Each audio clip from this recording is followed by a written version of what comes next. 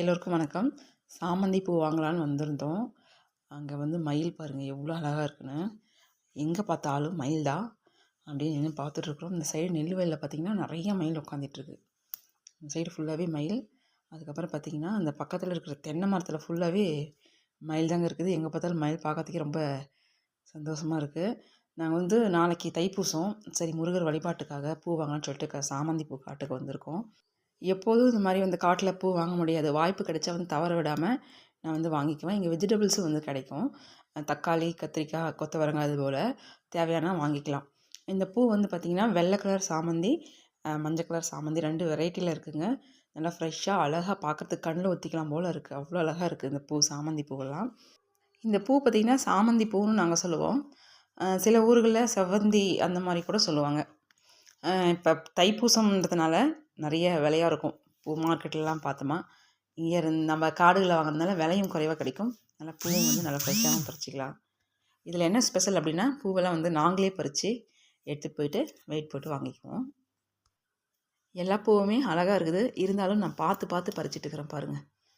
நல்லா முத்தான பூ, எல்லோ கலர் சாமந்தி பூ. நல்லா சாமி படத்துக்கு ஒவ்வொன்று வச்சாலும் அவ்வளோ அழகாக பாசிட்டிவாக நம்ம ஃபீல் பண்ணலாம். மாலையும் கட்டி போடலாம். நம்ம எப்படி வேணாலும் யூஸ் பண்ணலாம். இது பார்த்திங்கன்னா நல்ல மலர்ந்த பூ தான் வந்து ஃபஸ்ட்டு பேஜில் வந்து பறிப்பாங்க. அதுக்கப்புறம் கொஞ்சம் மொட்டாக இருந்தால் அதை வந்து நெக்ஸ்ட்டு அதை பறித்து மார்க்கெட்டுக்கு அனுப்புவாங்க. இப்போ வந்து நல்லா நான் மலர்ந்த பூ தான் நானும் பறிச்சிட்ருக்கிறேன்.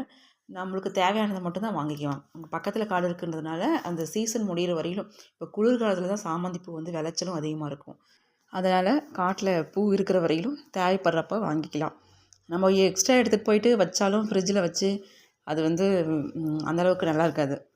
நம்ம வந்து ஃப்ரெஷ்ஷாக வாங்கிட்டு போயிட்டு நம்ம சாமி படத்துக்கு வச்சு வழிபடும்போது ரொம்பவே நல்லாயிருக்கும்.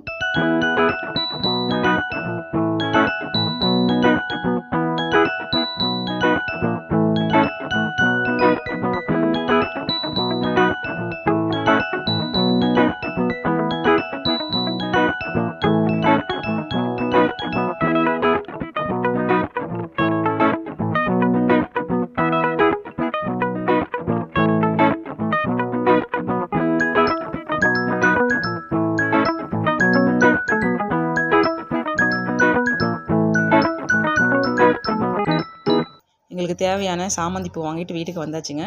இந்த வீடியோ கண்டிப்பாக உங்களுக்கு பிடிச்சிருக்கும்னு நினைக்கிறேன். வீடியோ பிடிச்சிருந்தா மறக்காமல் லைக் பண்ணுங்கள்.